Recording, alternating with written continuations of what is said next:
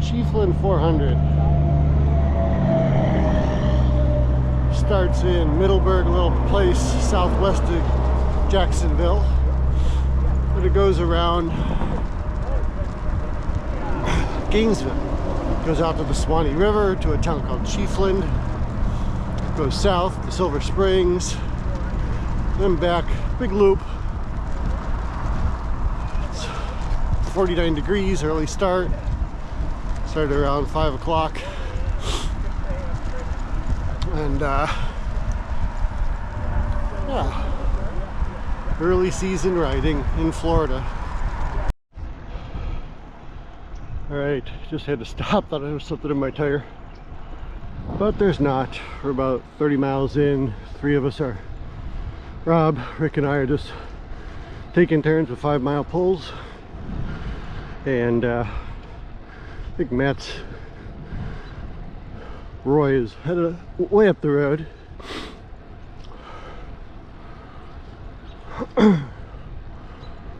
Doing all right here. Wind is pretty mild and about 42 degrees.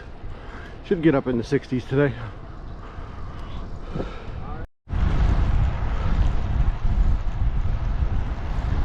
All right, 35 miles in. Sun's about to come up. Cruising along here.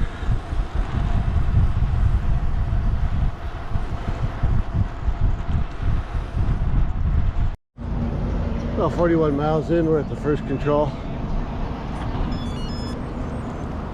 Time for some breakfast sandwiches, I think. Beautiful Circle K. Looking forward to it. Gonna buy Circle K. So we did. Quick stop. Breakfast sandwich for me. Fill up the bottles. Get going again. Yeah. Let her rip. A little bit of a sandy road here.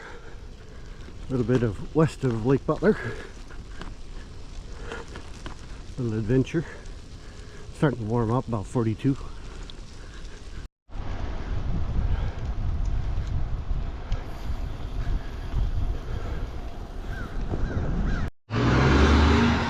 Alright, we're at about 66.9, call it 67.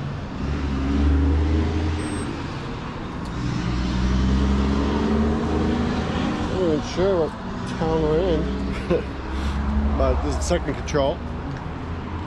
Still pace lining along pretty well. Stopped and got some orange juice at the Citrus Center at the where the route crossed over Route 75. A little bit of Florida kitsch, but it's good. Tasty stuff. Quick stop here and we'll get going again.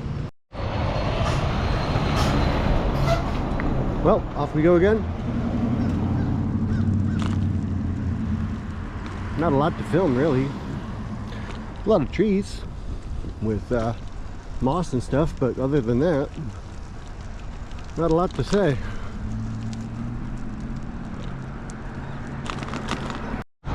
There it is. The town's called High Springs. Got a nice little main street here. And a water tower.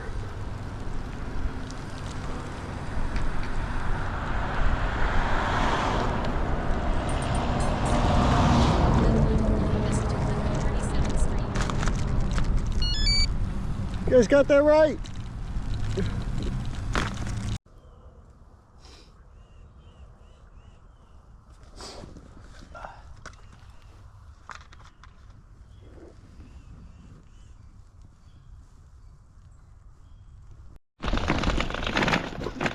Shaking me apart here.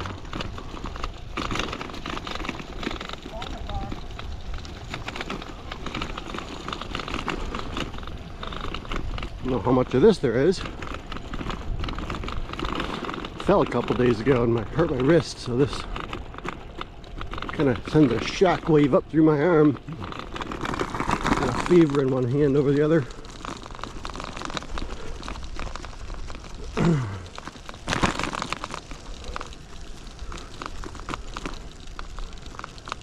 sit up a little bit more.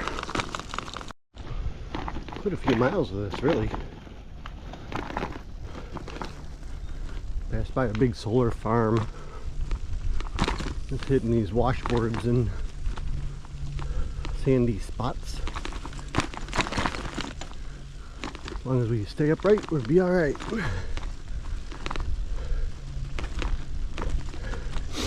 I should probably stop playing with the camera. Focus on what I'm doing. On some sort of bike path or other. Taking it easy. We've been going at like 20, 18 to 20. And taking it down a notch. On this path anyway. Still on this trail. Got about 5 more miles to go till we get to a Dunkin'.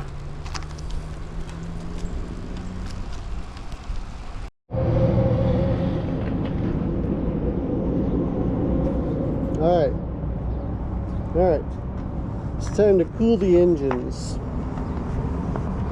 About 110 miles in, I'm in Chiefland, kind of the turnaround point. And I decided to not go ahead with Rob and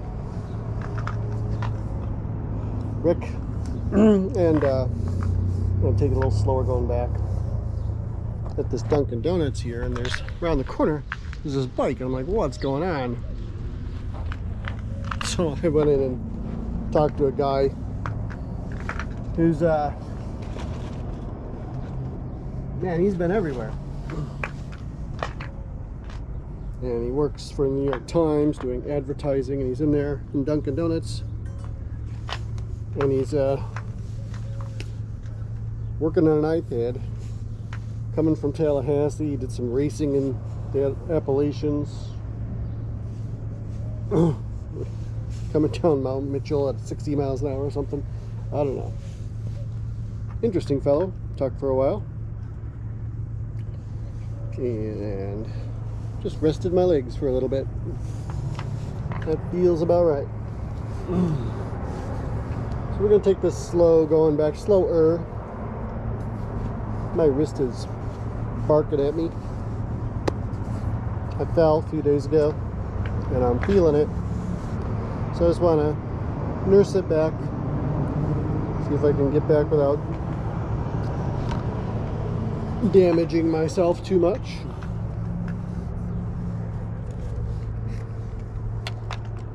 I thought I was near the Swanee, but that was actually back about 10 miles. So I'm not going to get a chance to go see that.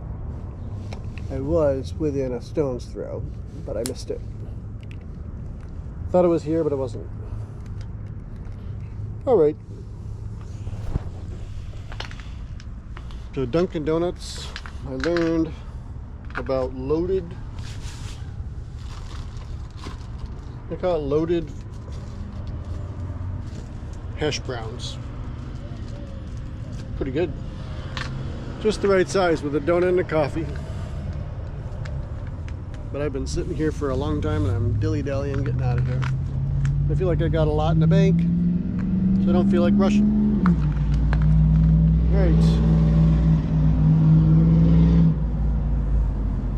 Come on, Sean, get it together. Let's go. Alright, I'm going. Alright. Well, he came out, wanted to see my bike. Saw me looking at his bike. Then we started talking about our, which I know nothing about.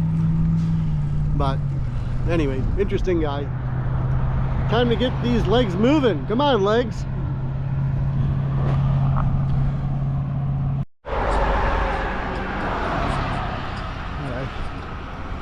You need to go to these places, but I don't have any time. Making a left up here. Went the wrong way out of Dunkin'. Getting my bonus miles. Gotta get my head on straight.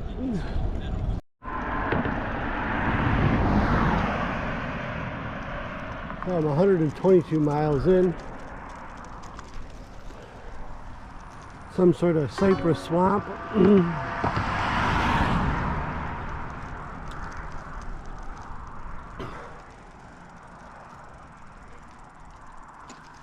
The Wakasasa River. Take a look. Moving kind of slow here. Moving kind of slow here. A little bit of movement in there.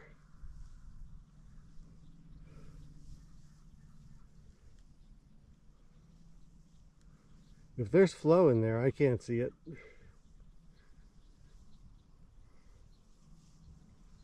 I can see way in the distance some smoke.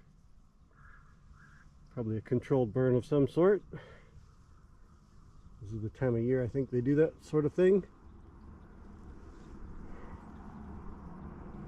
And I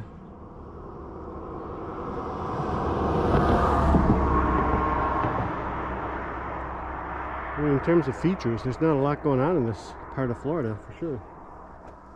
This is going on CR 339 over the Wakasasa River. Hey, what do you think? Some trash? Time to get moving.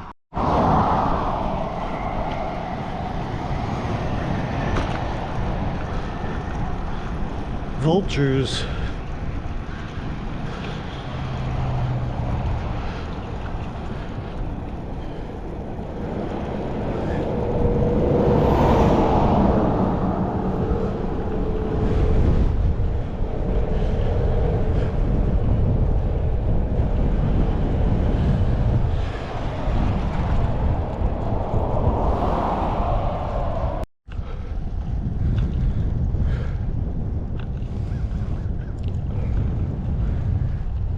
Vultures love to hang out here in Florida.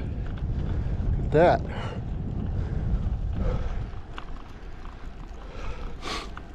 These hills are not big, like 1 and 2%, but I got a little bit of a headwind here. And I'm just taking it easy on this poor wrist, which every little bump is like, yelp.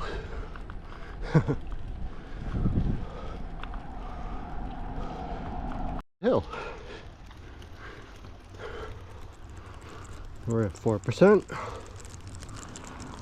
5%. I think we're going to get bigger percents. 6%. This is a 10% little bump.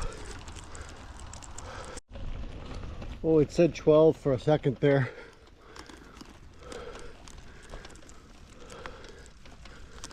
Cool. I'm at 200 feet.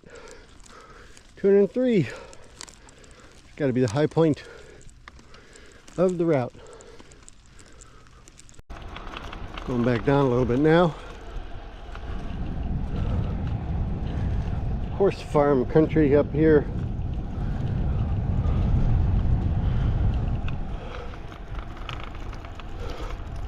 Light's getting good for pictures.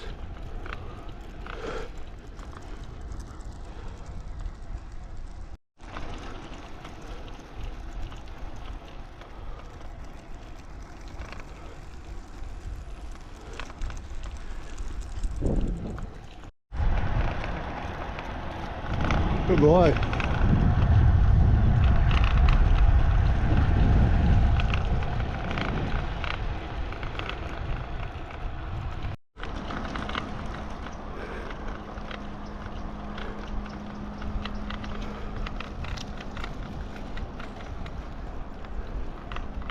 Something's rattling in my bag. It's driving me crazy.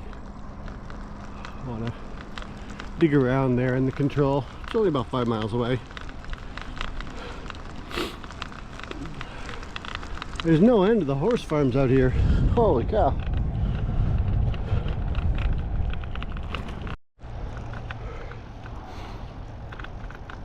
Looks like that's the first time my GPS has indicated I'm doing an actual climb.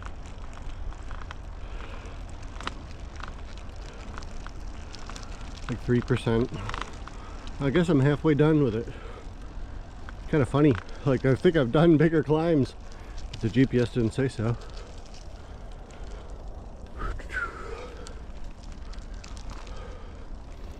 I've been using this thing, this Coros GPS, and I charged it fully.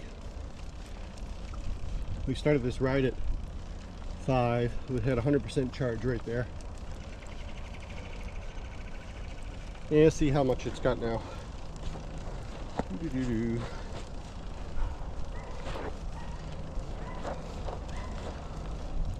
says it's got 92% charge. That's pretty good. I could ride for days like this.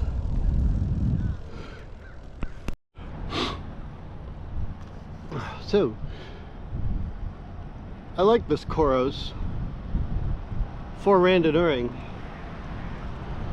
Before this I was using an E-Trex 30X with replaceable AA batteries, which I thought did okay,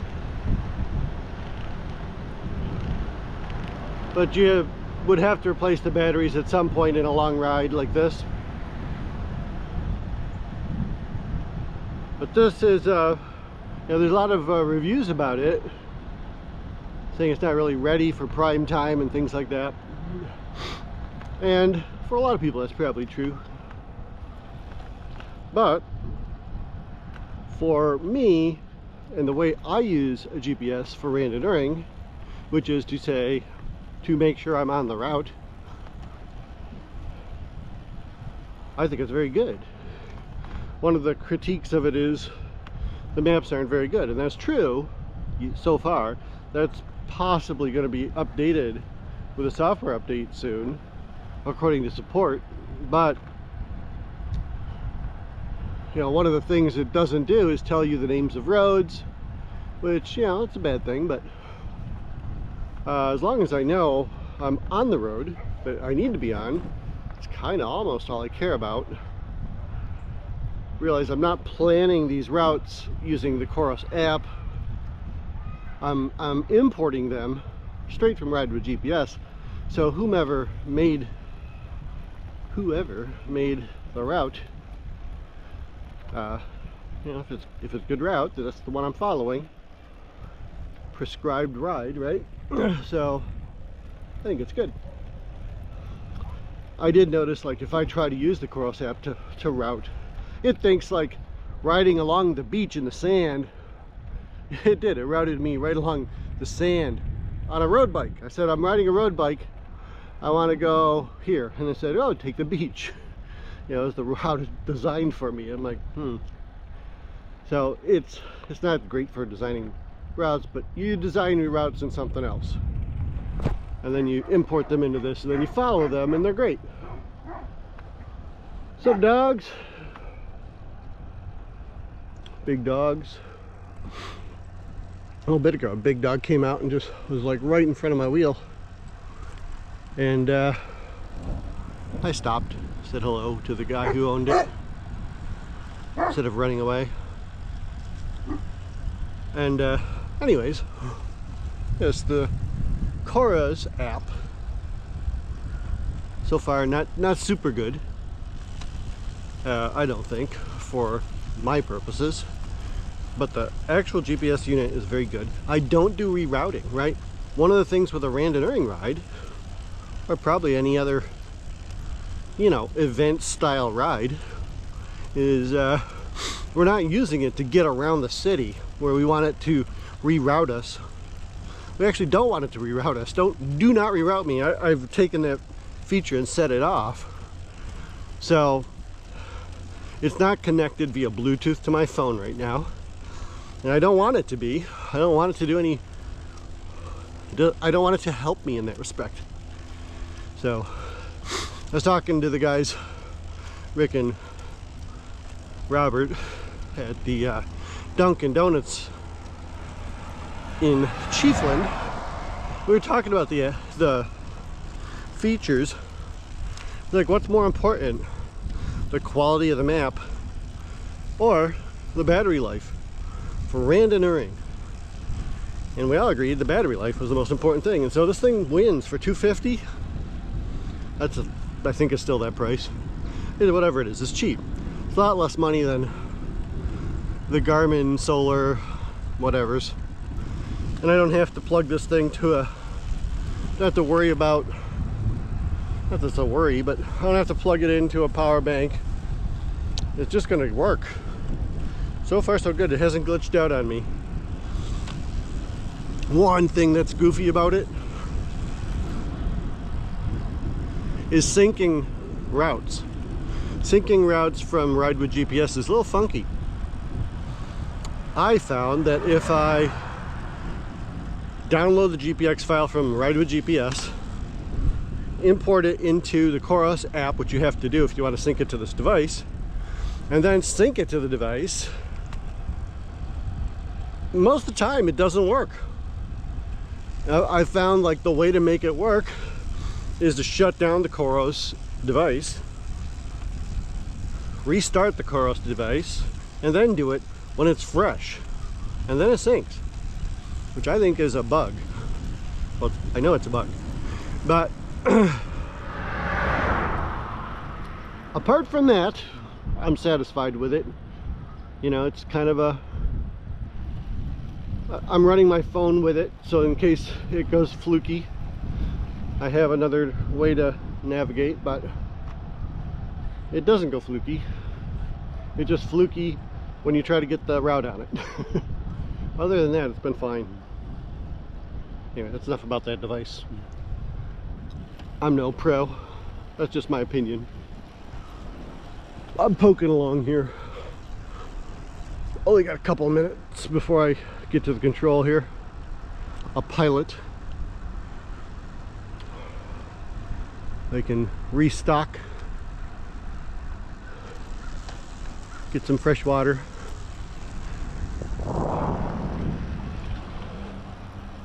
Put my reflectives on because we're just about at that time.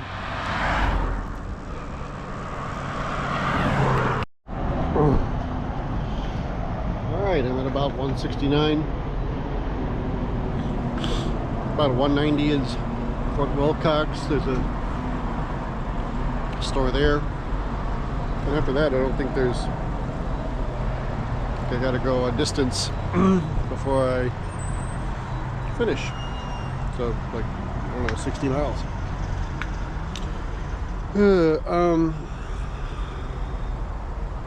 Yeah, talked with some family members.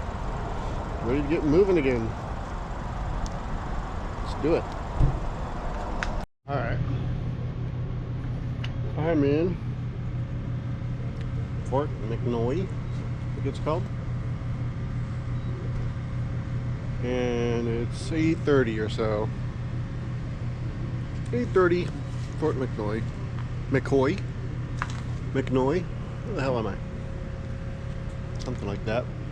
8:30 at Fort McNoy. Grabbing some M&M's. A little soda. Keep me moving. Someone just told me everyone's drunk and acting stupid, so be careful. So that's what I'm gonna do.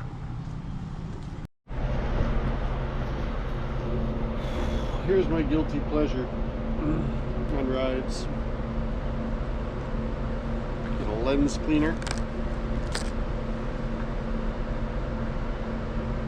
It smudges by this time of the day.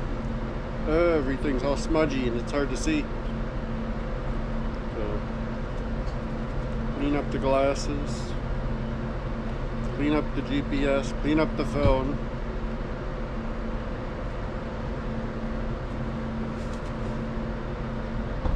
Woo, look at that.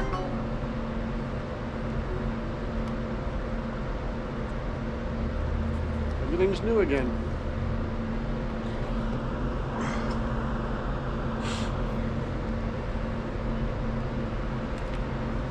What a difference. I can see. No glare. That's the way to be. Alright, I'm done. It's 1:30. My chain must have stretched the whole way back. If I put any power into it, it would just slip. It would just slip and roll over the teeth of the chain ring. And when I'm looking at it, it doesn't seem to be sitting in the there's space. If I look between the chain and the chain ring, there's space. It's not sitting in there properly. So I think the chain must have stretched a lot during this ride or something. It wasn't doing this at all earlier. I didn't think it was that big of a problem, but I obviously need a new chain. But that was frustrating because I really couldn't put any power into the drivetrain without it skipping around. So little gears and just chugging along, but I got it done. Didn't win break any records or anything, but it was fine. All right, pack it up.